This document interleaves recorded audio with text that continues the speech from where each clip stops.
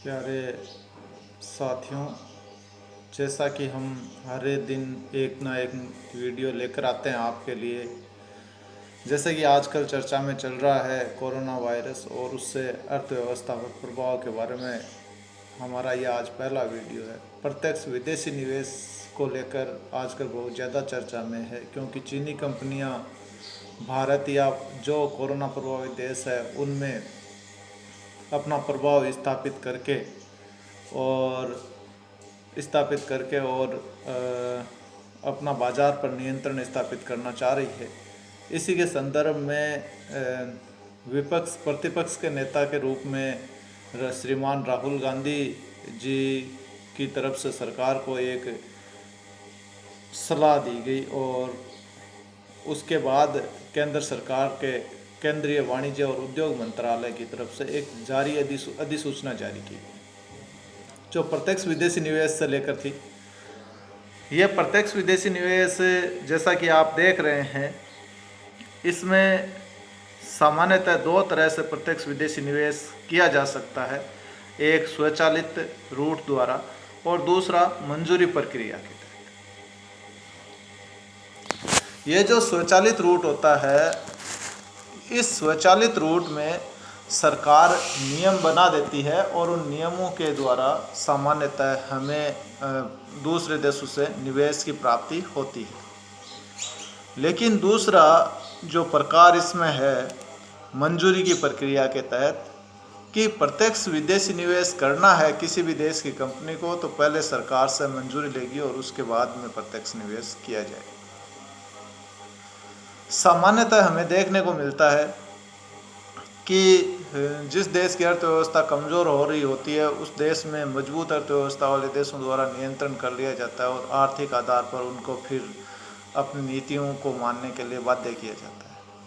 वैसे ही कोरोना से भारतीय अर्थव्यवस्था के प्रभाव या शेयर बाजार पिछले दिनों से आई गिरावट को चीनी कंपनी ने HDFC में निवेश किया, जो अपनी 0.8% से बढ़ाकर 1% के लगभग किया।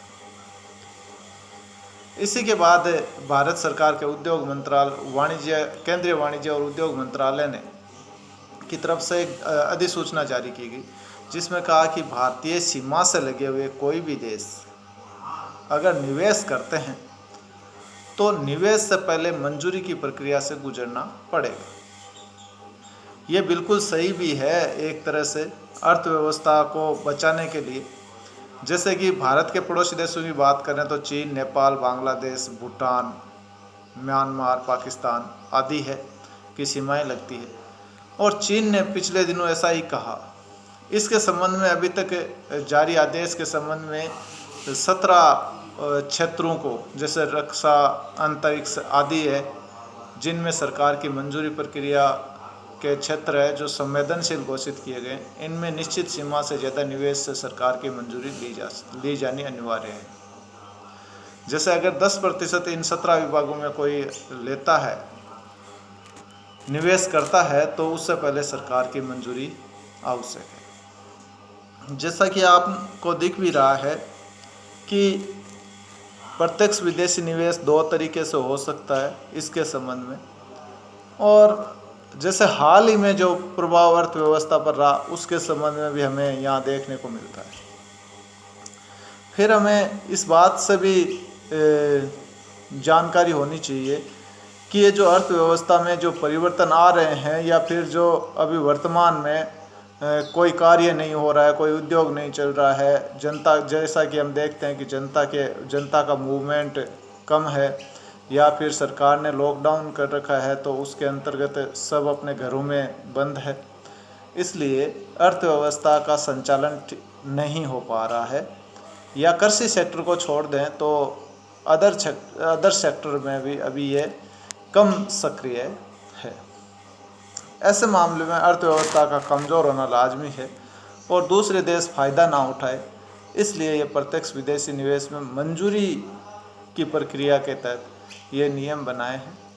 ये पिछली 2018 के RS मेंस में भी इस तरह के सवाल एक सीधा ही 5 नंबर का पूछा गया था, जो अति उपयोगी है।